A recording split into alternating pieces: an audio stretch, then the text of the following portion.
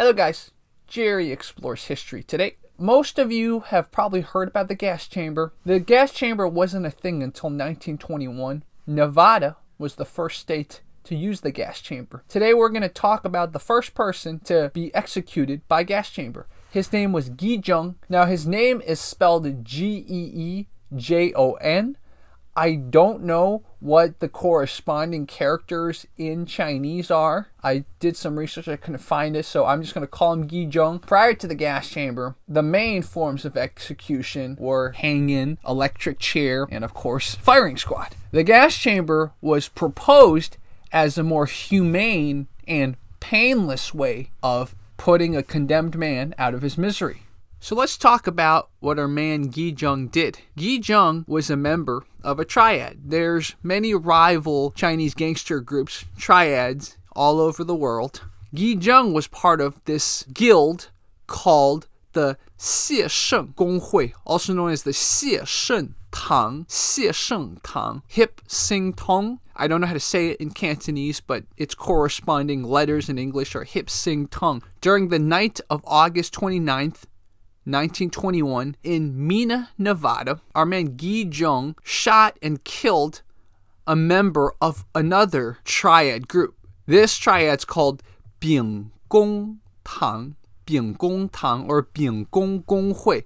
Sometimes in English with the Cantonese spelling, Bing Kong Tong.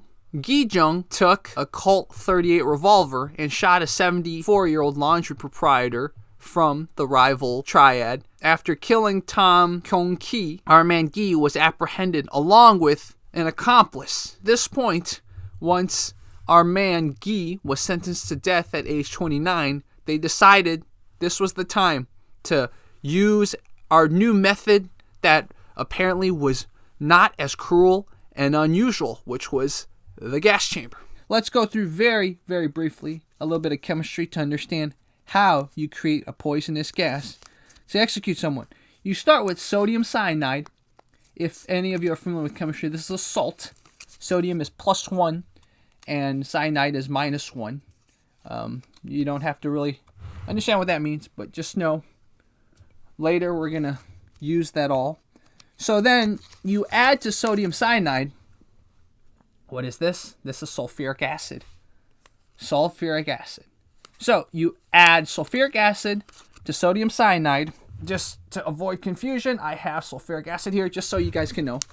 This will yield, I'm running out of space here, so I'm just going to put it down here, hydrogen cyanide. In a liquid form, it would be called hydrocyanic acid. You want this in its gas form, hydrogen cyanide.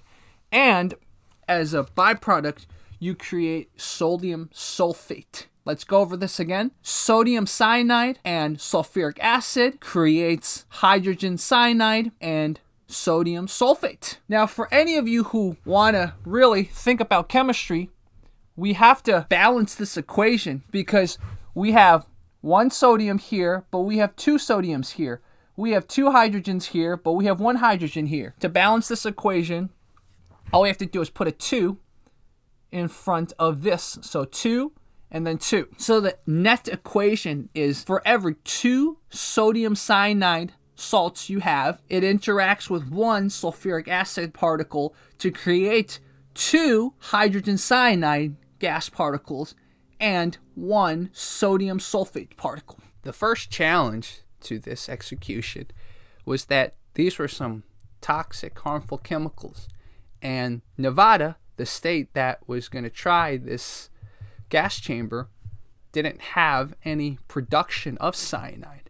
There was a company in California that produced cyanide, but they weren't going to just say, yeah, sure, we're going to send you, or you could buy this stuff from us. And of course, private railroads and stuff like that, other delivery service wouldn't have wanted to risk transporting this on its routes either. The state of Nevada had to put up its own money and use its own transport to bring the cyanide to Carson City where the execution was taking place. The next challenge was this.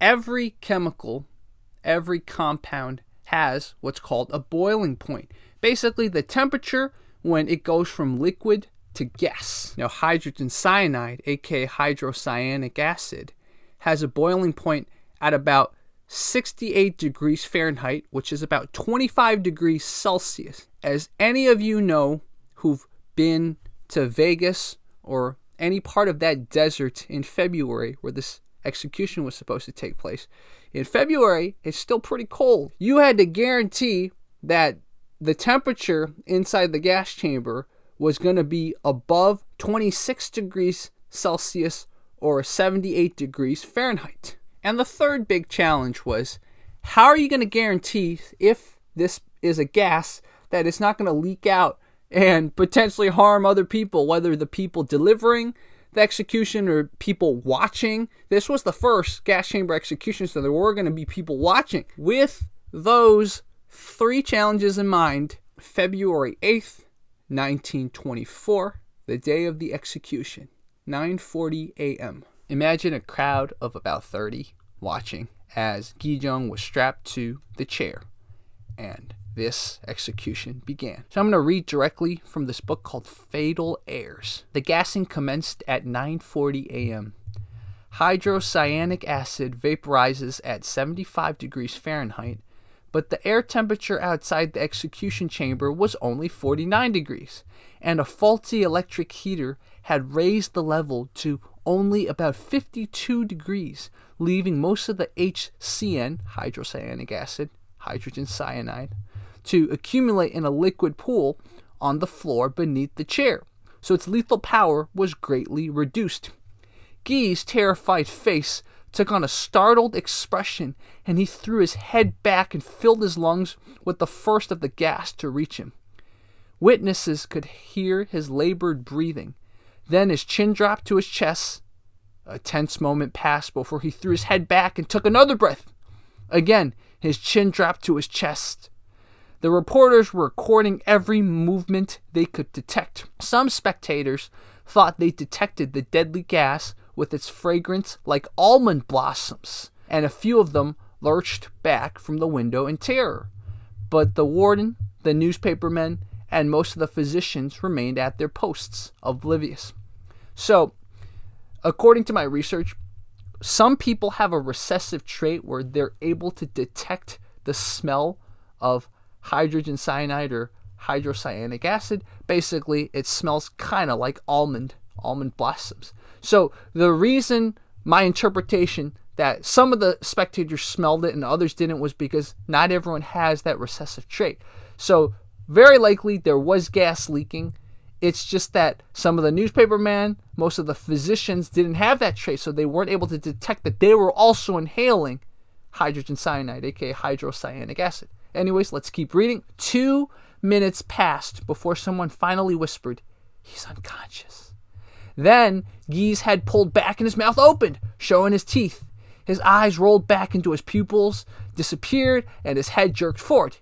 "He's dead now," one physician said, leaving the spectators to scour Gee's body for any movement, any sign of life, for a whole minute without spotting any. But then Gee raised his head again and extended it all the way back, causing many of the onlookers to gasp in horror. His chin dropped again and rested on his chest. The witnesses stared as closely as they could, but nobody saw any stirring. The gas clouding the window made it difficult to see inside the chamber very well, but it appeared that Gee had not ceased to move until 9:46 a.m. After 10 full minutes, at last, he remained motionless. So it took about 10 minutes to kill him. I don't know if that's really humane, but in fact, from my understanding, one of the reasons why most states nowadays don't do gas chamber is because it is not instantaneous, right?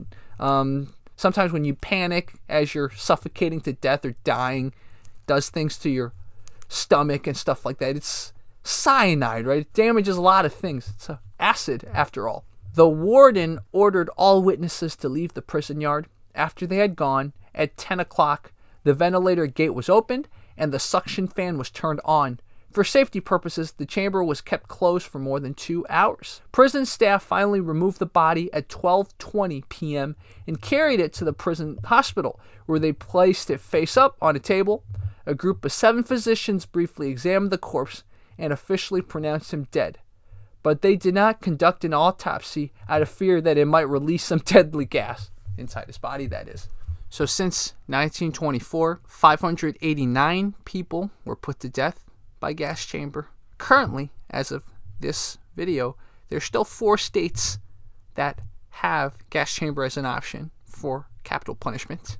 I think even this first case, we can tell that the gas chamber was not painless. What's interesting about the psychology of executing someone via gas chamber is that it's less of a direct personal contact type of way of executing them. So it might be easier on a person's conscience, easier on an executioner's conscience. A final note about America's first gas chamber execution was that, as we talked about in the beginning, our man Gee had an accomplice, Huey Singh, who was an American, a white American. Huey Singh was not given the death penalty. He was just given life in prison, mainly because he was pretty young. I believe he was only 19 or so. So that was the reason they commuted his life imprisonment. However, 19 is still an adult, right? It's not 18, it's not 17, it's 19.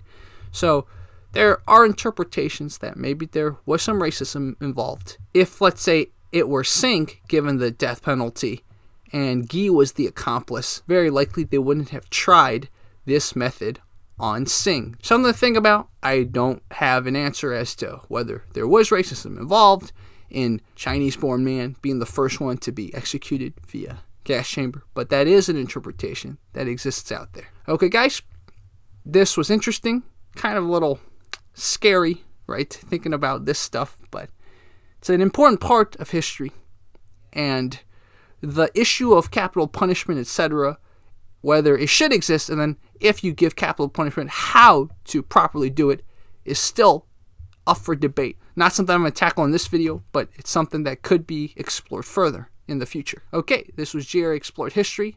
Thank you so much. Courtesy of the Mob Museum, too. I wouldn't have learned about this or gotten started with my research if I didn't visit the Mob Museum. Okay, thank you so much. Talk to you guys soon. Bye-bye.